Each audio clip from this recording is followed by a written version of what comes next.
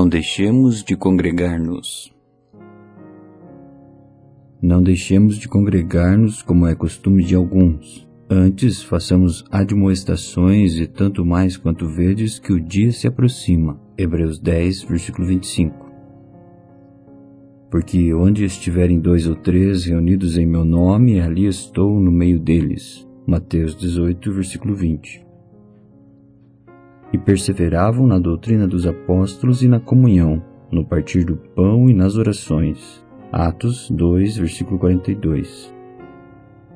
Se, pois, toda a igreja se reunir no mesmo lugar e todos se puserem a falar em outras línguas, no caso de entrarem indoutos ou incrédulos, não dirão porventura que estáis loucos?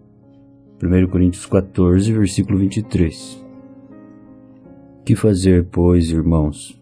Quando vos reunis, um tem salmo, outro doutrina, este traz revelação, aquele outro língua e ainda outro interpretação. Seja tudo feito para a edificação. 1 Coríntios 14, versículo 26. Deus concede graça na Assembleia. A palavra de Deus nos exorta a não deixarmos de nos reunir. Por quê? Porque a graça de Deus para o homem é de 2 tipos, pessoal e corporativa.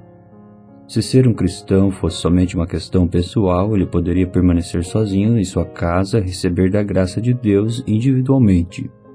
Deus, porém, concede tanto graça pessoal como graça corporativa, e esta última só pode ser obtida na Assembleia. Muitas orações podem ser feitas em secreto. Deus responde se alguém o faz com fé e sem duvidar. No entanto, há outro tipo de oração, e para que seja ouvida deve ser feita na Assembleia, devendo ser feita em nome do Senhor por 2 ou mais pessoas.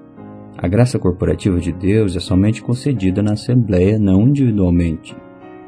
Muitos grandes assuntos que possuem amplos efeitos não serão resolvidos a menos que as pessoas orem juntas. Assim podemos ver que Deus responde a 2 tipos de oração, individual e corporativa.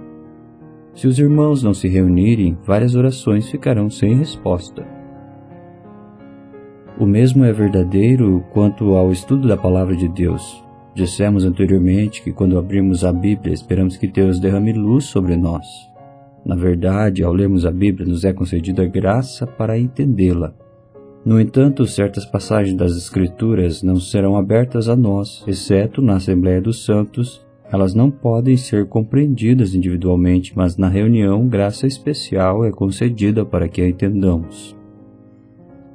Muitos obreiros de Deus podem testificar que as passagens das Escrituras lhes são reveladas nas reuniões e são tão cheias de luz como aquelas que Deus lhes revela individualmente. Frequentemente, na Assembleia dos Santos, Deus nos conduz de uma palavra a outra, e dessa maneira a luz também reflete de um irmão para o outro, de tal forma que há um aumento da intensidade da luz. Assim é que recebemos da graça corporativa. Se deixássemos de reunir, o máximo que obteríamos seria a graça pessoal. Quão grande quantidade de graça corporativa nós então perderíamos? O cristianismo é coletivo.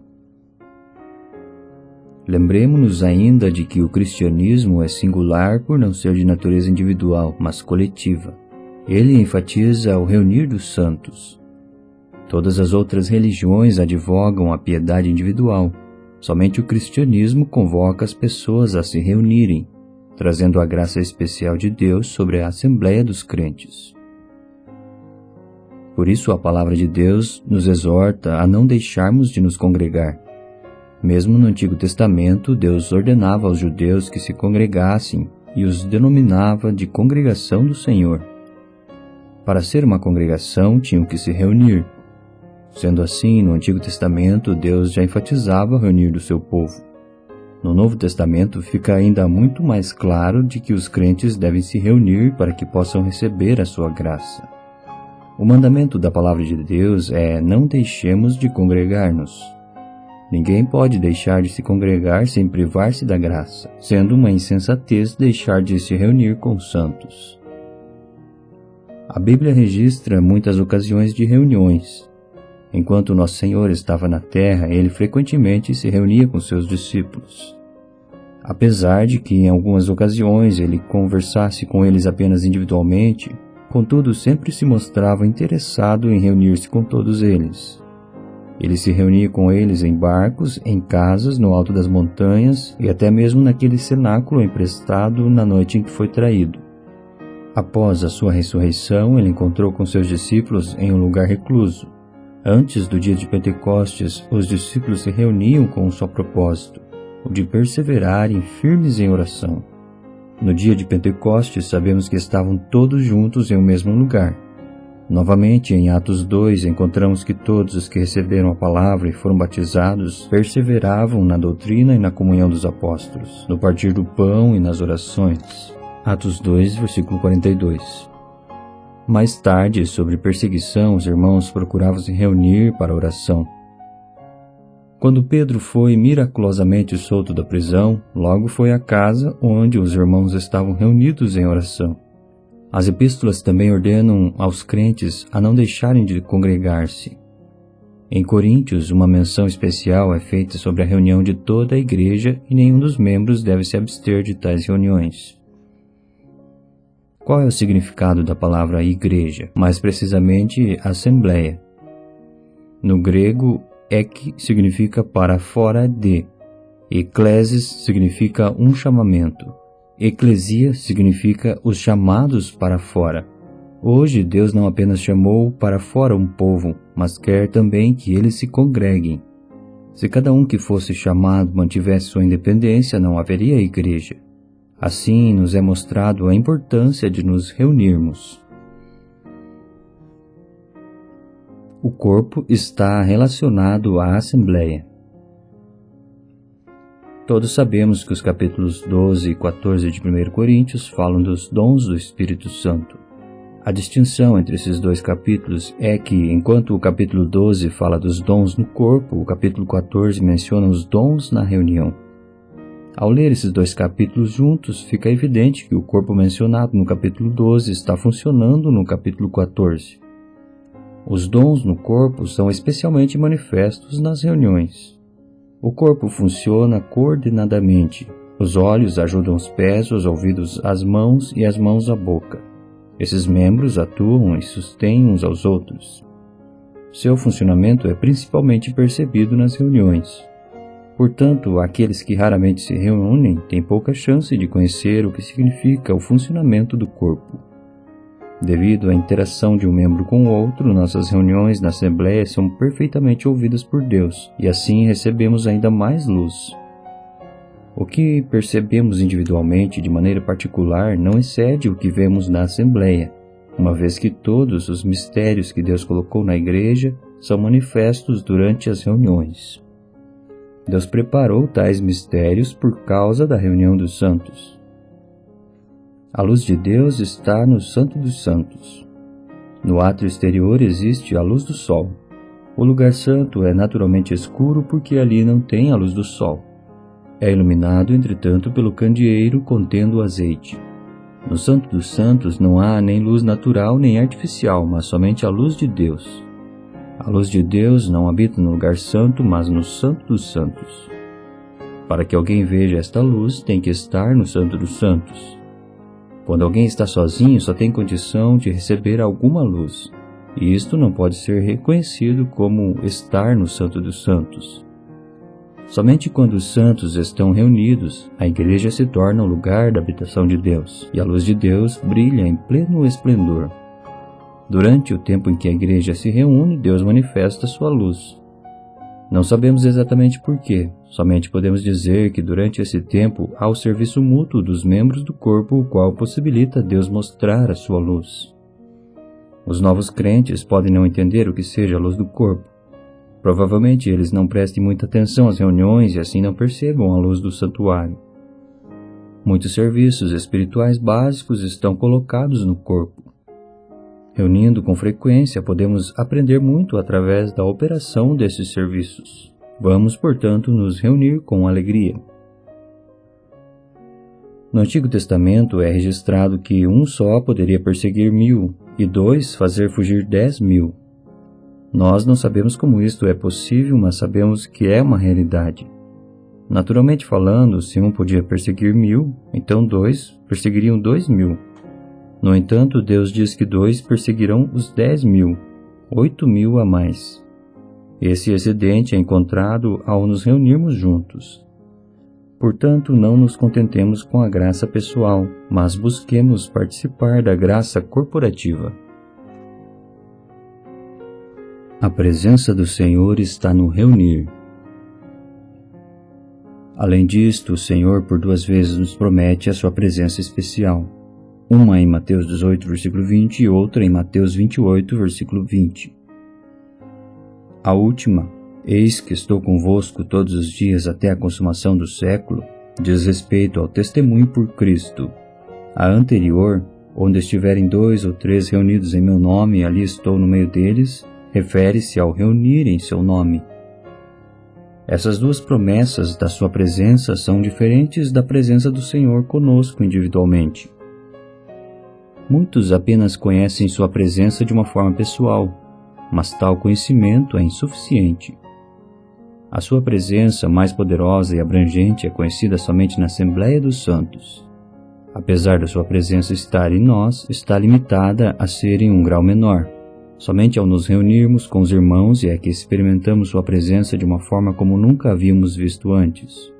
Aprenda, portanto, a perceber esta presença nas reuniões. É uma tremenda graça que não pode ser obtida de outra maneira. Quão maravilhosa é a reunião dos filhos de Deus! Nós não sabemos como o corpo opera, mas sabemos que ele verdadeiramente funciona. Quando um irmão se levanta, você vê luz. Quando outro irmão se levanta, você sente a presença do Senhor. Ainda outro irmão abre seus lábios para orar e você toca a Deus. Outro profere umas poucas palavras e você recebe o suprimento de vida. Deixe-me dizer-lhe que a maneira pela qual o corpo de Cristo trabalha junto é algo além de mera explicação. Nós nunca entenderemos plenamente isto até que estejamos na presença do Senhor em sua vinda. Todavia hoje podemos obedecer o que o Senhor ordenou. Como devemos nos reunir? Como devemos nos reunir? A Bíblia coloca um princípio básico. Todo o congregar deve ser em nome do Senhor. O significado disto é que nós simplesmente nos congregamos sob a autoridade dele e centralizados nele.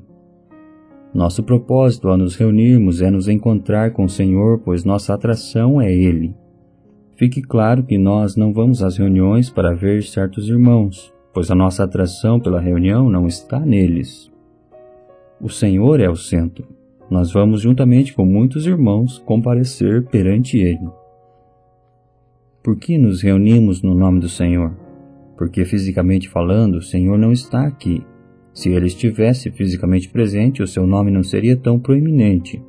Mas uma vez que ele está ausente, o seu nome se torna indispensável. Hoje o nosso Senhor está fisicamente no céu, no entanto, ele deixou um nome na terra. Assim, hoje nos reunimos em seu nome para que possamos nos aproximar dele. Ele nos promete que se nós assim nos reunirmos, ele estará em nosso meio, isto é, o seu Espírito estará em meio ao nosso ajuntamento. Quando nos congregamos não é para ouvir um pregador, mas sim para encontrar o Senhor. Este é um conceito que deve estar firmemente estabelecido dentro de nós. Se nos reuníssemos para ouvir um certo homem, não estaríamos nos reunindo no nome deste homem e não no nome do Senhor? Muitos anunciam os nomes dos pregadores em jornais, sem saber eles que estão conclamando as pessoas a se reunirem em torno desses nomes. Apesar do nosso Senhor estar no céu, ele também está entre nós, porque tanto o seu nome como também o seu Espírito estão em nosso meio. O Espírito Santo é o depositário do nome do Senhor. Ele é enviado para proteger o nome do Senhor. Ele está aqui para exaltar o nome que é acima de todo nome. Nós devemos, portanto, nos reunir no nome do Senhor. Outro princípio que governa uma reunião é a edificação do povo de Deus. De acordo com 1 Coríntios 14, este é o propósito de todas as reuniões, que não somente nós, mas todos possam ser edificados. Paulo explica que falar em línguas edifica a própria pessoa, todavia é necessário que haja interpretação para que todos possam também receber ajuda. Se não há interpretação, aquele irmão que fala em línguas deve ficar em silêncio na igreja. Em outras palavras, o princípio de falar em línguas é para edificação própria e não de outros, enquanto o princípio da interpretação é o de repartir com os demais para a edificação. Aquilo que somente edifica a própria pessoa e não aos outros não deve ser manifestado na reunião. Portanto, quando chegamos à reunião, precisamos considerar sempre se todos estão sendo ou não edificados. Mesmo o fazer perguntas não é meramente para o nosso benefício pessoal. Nas coisas que faço, ajudo ou atrapalho a reunião? Nas reuniões é o lugar onde o individualismo normalmente é mais manifestado. Algumas pessoas só pensam em si mesmas. Se elas desejam que se cante um hino, tentam de tudo para fazer com que ele seja cantado. Na verdade, eles podem ser edificados, mas será que os outros irmãos serão ajudados? Lembre-se que tanto o nosso falar quanto o nosso silêncio podem afetar os outros. Se nós não considerarmos os demais, podemos causar perda à reunião. Seja falando ou permanecendo em silêncio, tudo deve ser feito para o proveito da Assembleia, para a edificação do corpo de Cristo. Não deixe de falar quando sua fala é necessária. Todas as coisas devem ser feitas para a edificação. Em muitos lugares há muitas dificuldades porque os jovens crentes não são treinados a este respeito. São como cavalos soltos correndo por toda parte. Sob essas condições, como podemos esperar uma boa reunião? Os irmãos na responsabilidade devem segurar rédeas para que a reunião seja proveitosa. Finalmente, desejamos repetir que todos os que se reúnem devem ter um objetivo, a edificação mútua e não a sua própria. Devo evitar fazer algo que possa trazer perda aos outros irmãos. Se o meu silêncio irá inibir outros, então falo. Em todas as coisas devo aprender a edificar os irmãos. Muitos têm sido cristãos por tantos anos e contudo ainda não sabem como se reunir. Não se importam com ninguém senão consigo mesmos. Não respeitam nem o Senhor nem o Espírito Santo. Pensam que eles são a reunião. Somente eles estão presentes na reunião. Possam os novos crentes aprender com isso. Nunca venha à reunião com o pensamento do que você pode obter. Em vez disso, deixe que todas as suas ações sejam para o benefício de outros. Se falar for bom para os irmãos, então fale. Se ficar em silêncio for melhor, então mantenha-se calado.